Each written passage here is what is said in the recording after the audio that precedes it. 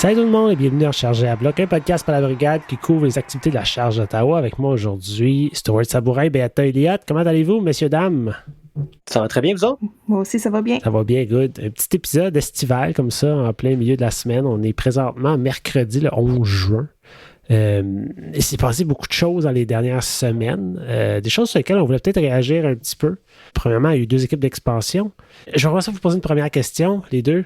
Est-ce que c'était trop tôt pour une équipe d'expansion, selon vous?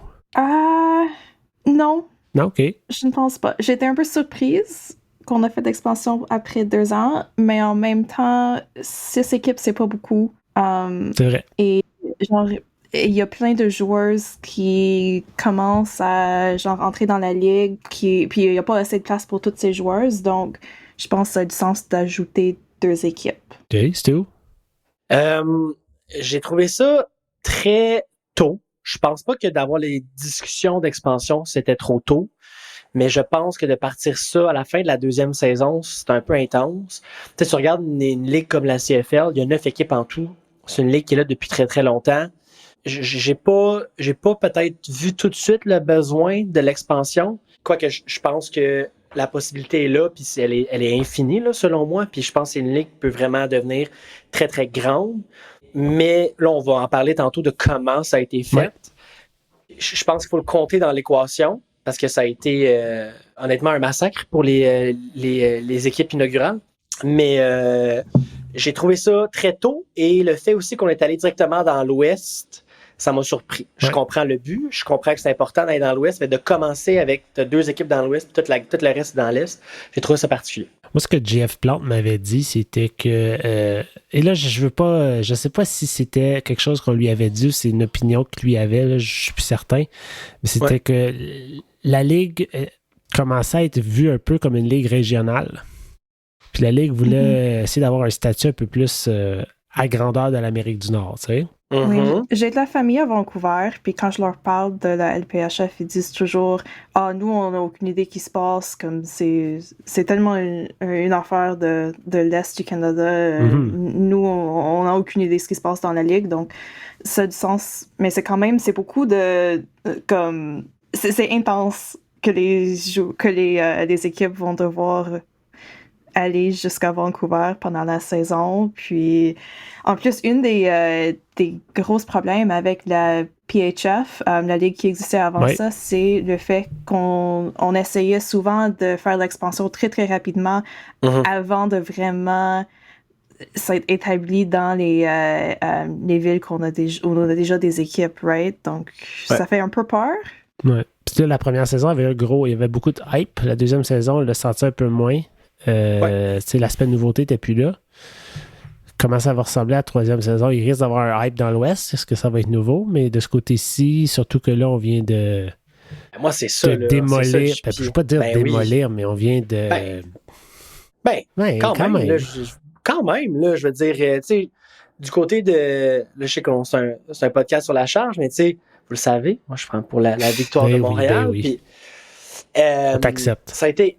Merci. Ça a été 4 grosses pertes, puis chaque équipe a eu 4 grosses pertes. Puis je pense que, en tout cas, de mon point de vue à moi, de ce que j'ai entendu, ce que j'ai vu sur Twitter, il n'y a pas beaucoup de partisans qui sont très contents de ça, parce que là, tu as 2 saisons, tu perds 4 joueuses assez importantes, ou du moins 2 qui sont excellentes pour chaque équipe.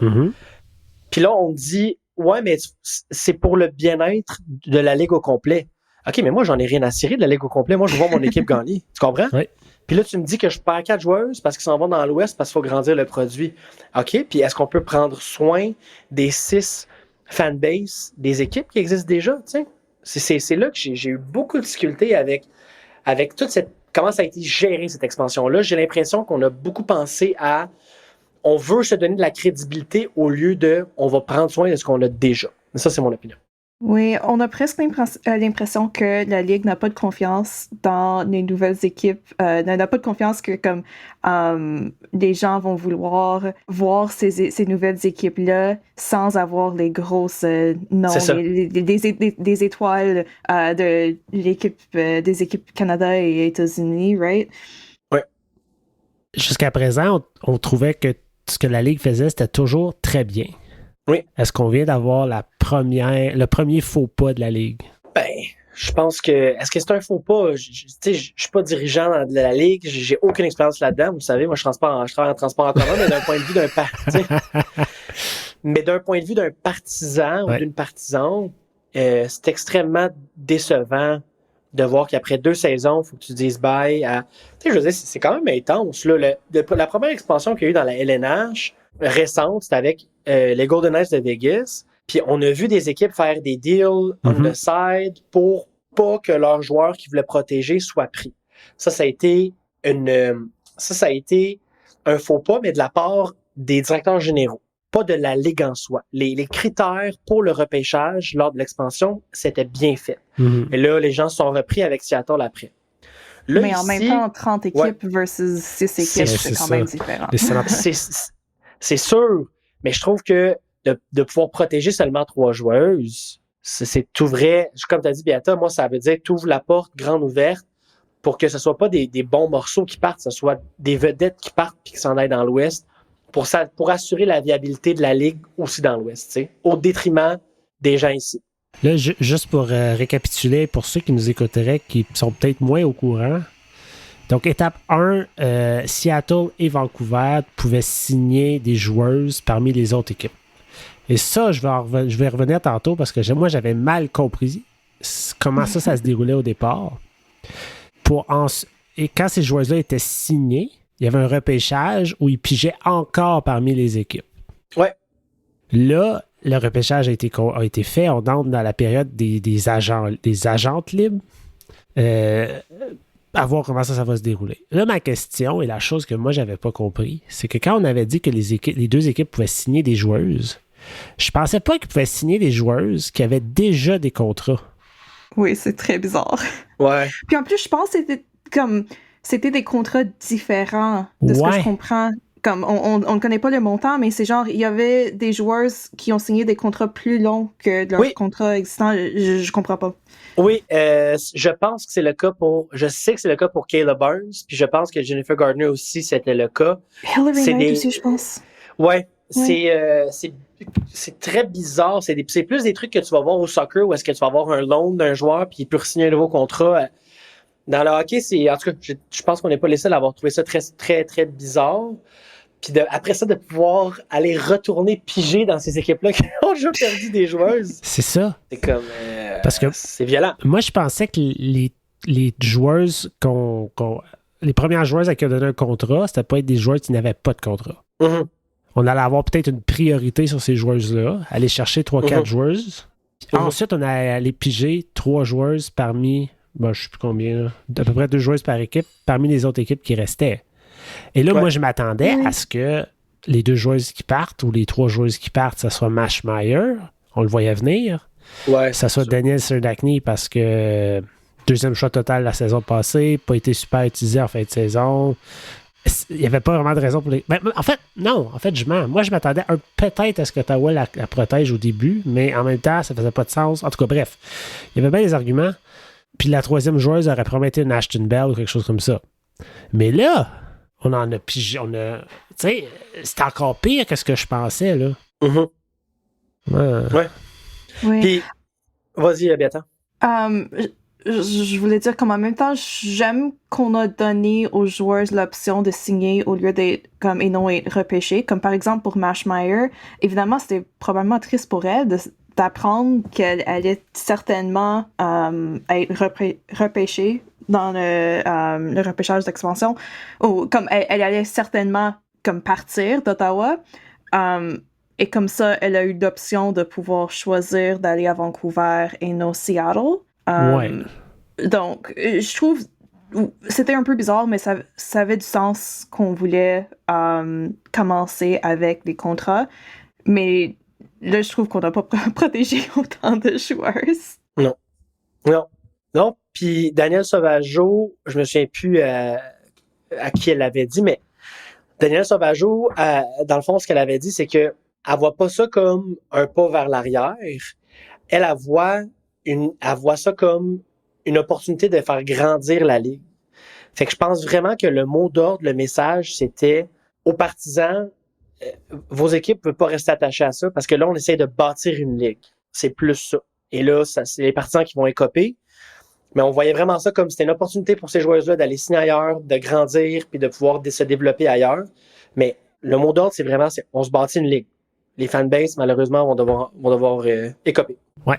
Mais, puis tu parles d'écoper. Oui, Maschmeyer, clairement, elle le savait qu'elle allait passer en deuxième sous peu. Donc, si elle voulait être première gardienne dans cette ligue-là, il fallait qu'elle change d'équipe. Tout le monde est d'accord là-dessus. Mais quand on se dit qu'on a perdu Danielle Serdachny pour rien pantoute, puis je suis d'accord que sa saison dernière n'a pas été tout feu tout flamme. Mais si je fais un parallèle avec la Ligue des hommes, combien de joueurs sélectionné deuxième au total a nécessairement été tout feu tout flamme à sa saison recrue. Tu sais, c'est des... Oui, mais en même temps, c'est pas la même chose qu'avec le LNH. Mais pourquoi pas?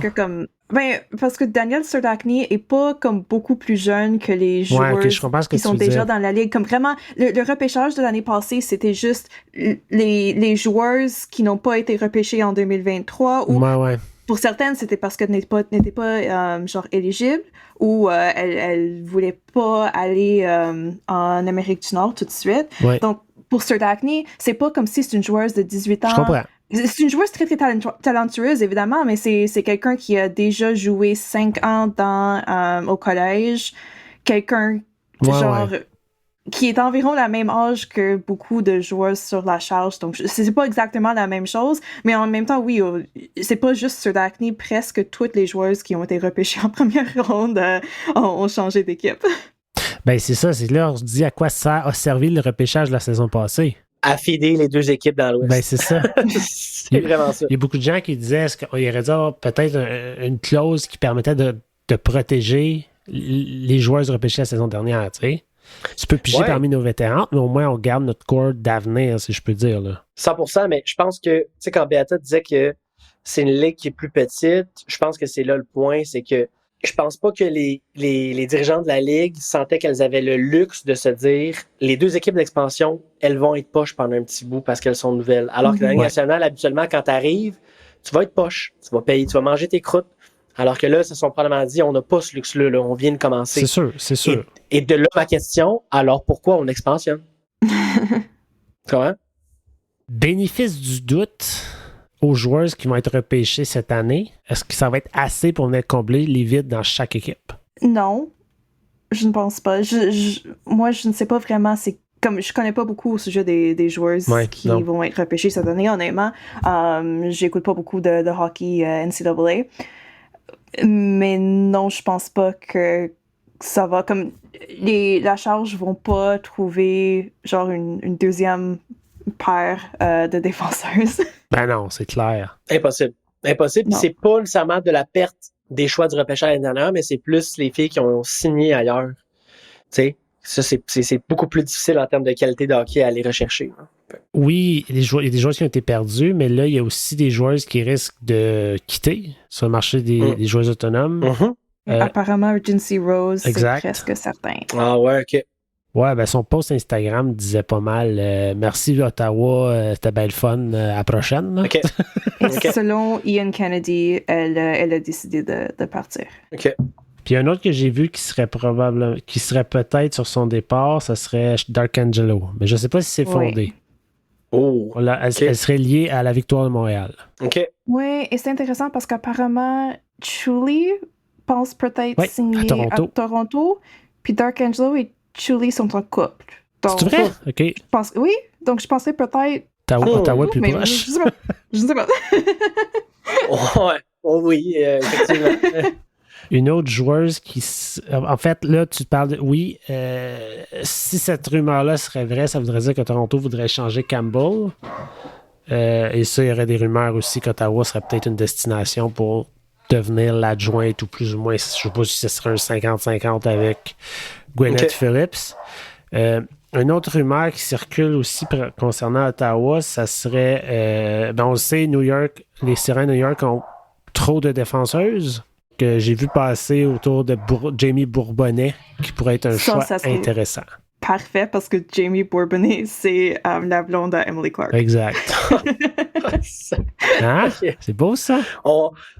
Toutes les équipes, on forme des équipes pour garder des familles ensemble, dans le fond. Exact. Et honnêtement, je ne sais pas si la rumeur, c'est fondé ou c'est Non, juste des moi gens non qui plus. disent « Oh, ben peut-être Bourbonnais parce que c'est la blonde d'Emily Clark. » Ok, je comprends. Ben, ça pourrait faire du sens, tu sais. On a protégé Emily Clark. Je sais c'est qu'on la voit dans notre corps pour l'avenir. Si on veut des couples, on peut aussi peut-être chercher Anna Shelby, qui est la fiancée à Ronja Savalainen. Par contre, j'ai aucune idée si elle est bonne. Peut-être Stu, tu sais, parce qu'elle jouait pour la victoire pour un bout. Je pourrais pas dire à quel point d'aller la chercher juste pour le fait qu'elle est fiancée. Elle va se traduire sur la glace. Puis en plus, ça serait awkward si elle était pas bonne. Ouais, c'est ça. Exact. Ouais, exact. non, c'est ça. Ouais. Mais elle, d'ailleurs, considérant le départ d'Ashton Bell et de Terralova, on s'attend probablement à ce que ce soit elle qui devienne la grosse défenseuse de la charge. T'en penses quoi, Beata? Moi, je suis d'accord à ce que ça arrive. Je trouve que l'année passée, c'était la meilleure défenseuse de la charge de loin. Elle m'a vraiment, vraiment impressionnée l'année passée. Donc, moi, j'ai pas de problème à ce que c'est elle qu'on garde. Je sais que Ashton Bell est mieux connue parce qu'elle est canadienne. Oui. Mais vraiment, Savalainen est très, très bonne. Je l'ai trouvé exceptionnellement en série cette année, honnêtement. Là, j'avais été voir 2 matchs, je pense, à la Place Belle. Puis c'était une des celles qui était sortie du lot pour moi. Vraiment. Moi, ce qui m'inquiète, c'est que notre deuxième défenseuse, maintenant, c'est Justine Larocque. Oui. Elle joue assez bien en ce moment, mais elle a quoi, 35 ans? Comme là, il faut trouver un remplacement assez bientôt, là. On peut pas compter sur elle. Oui. 37 ans. 37 ans, il reste pas... Une autre année, c'est beau, là, mais passer ça, pas certain. Ouais, ça va prendre du renfort en défensive. Ouais, comme moi, à mon avis, la meilleure défenseur sur l'équipe l'année passée, c'était Savalainen. Ensuite, Bell.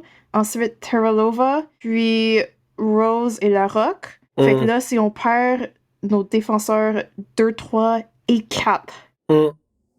Comme, wow! Il reste plus grand monde, hein? Yeah! Gwyneth Phillips, c'est mieux de... Ouais, c'est ça. Ben, ça va avoir un impact sur sa game besoin aussi. De défense, là. si ça on a pas le choix. des Katiennes.